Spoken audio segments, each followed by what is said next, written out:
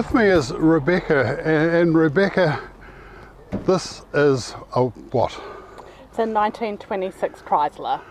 1926. Were you here in 1926? No, I was not. No, I don't think I was either. No. We're still waiting to arrive. Yes. Yes. And this is winding its bum off all around the country while we're not even here. Anyway, so tell me what it's like to drive.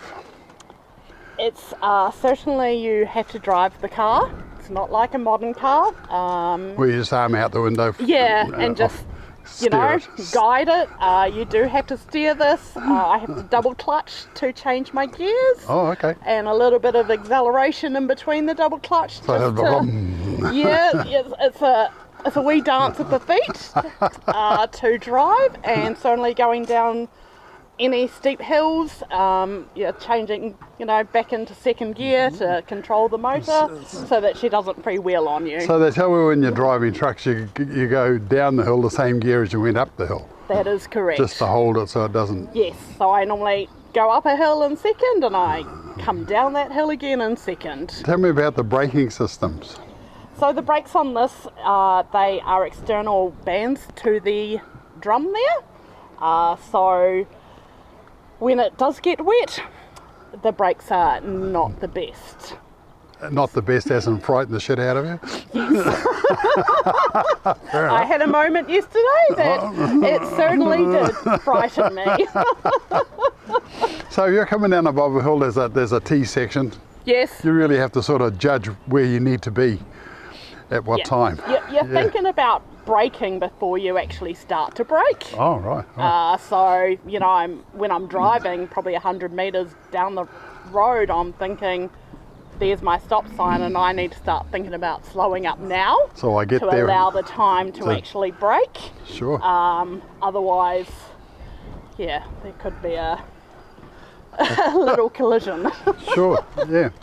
And there's a little radiator device on the front here that tells you how hot it is. Do you take much notice of that?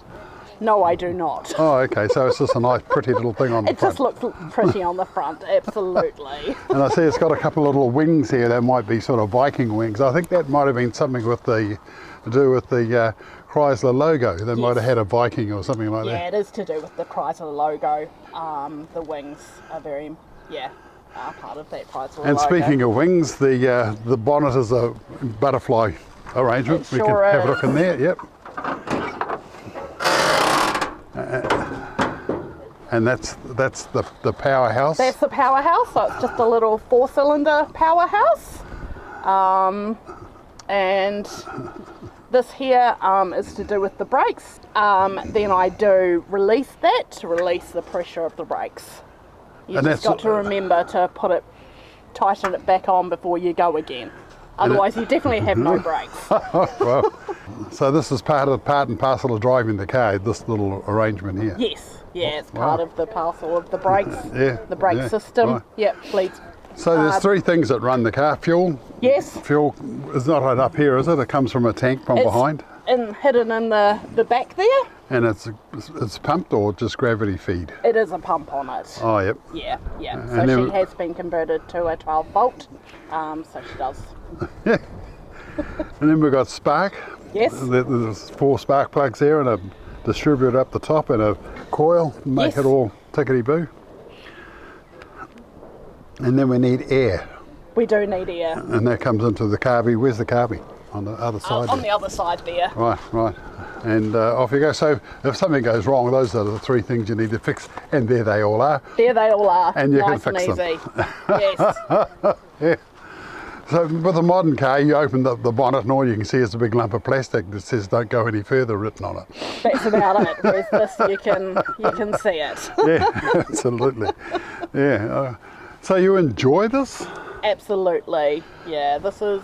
I've done a couple of rallies with this little truck now. Yep. And when my parents were organising this rally, I was soon went great. I can take the truck, no problem at all. No competition for it. No.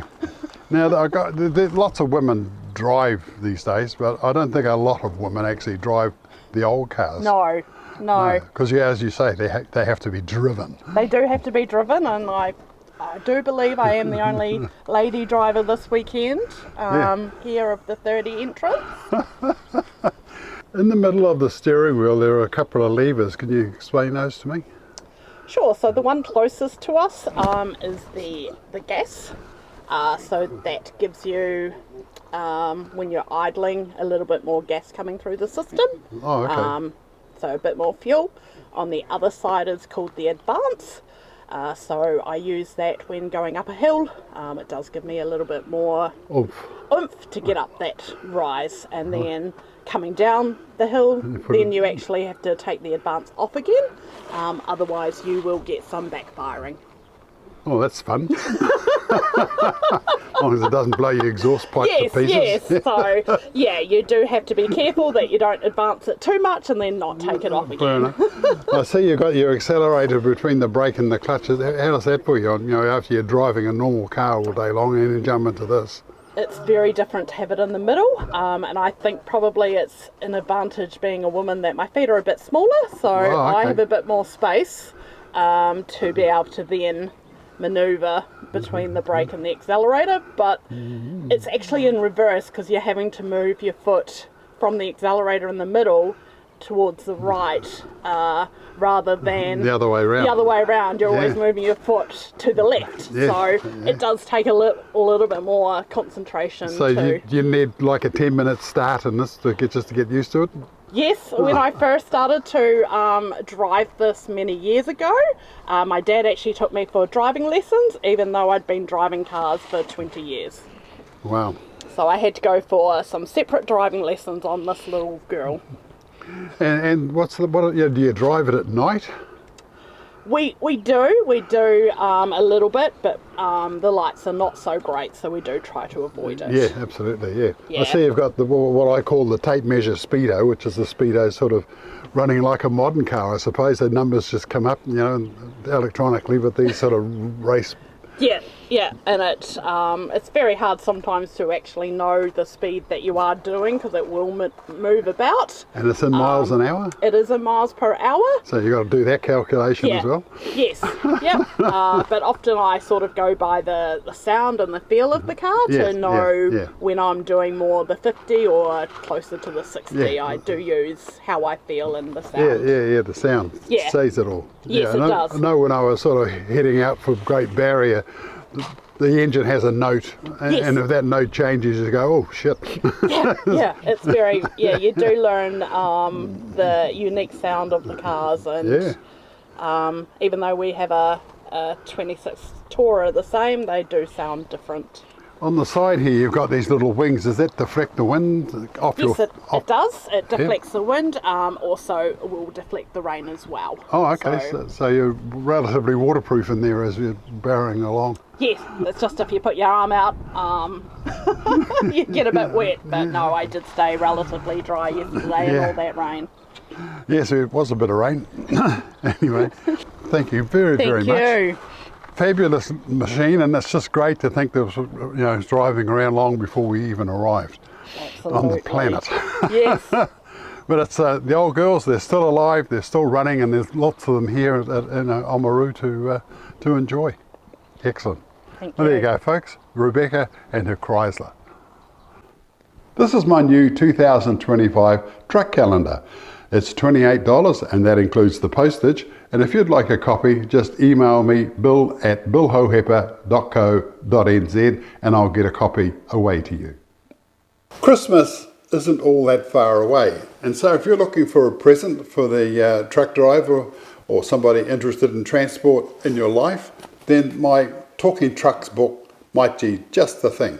So if you'd like a copy, just email me, billhohepper@extra.co.nz, and I'll take your details and I'll get a copy in the post to you. So for a Christmas present, perfect. Email me, billhohepper@extra.co.nz.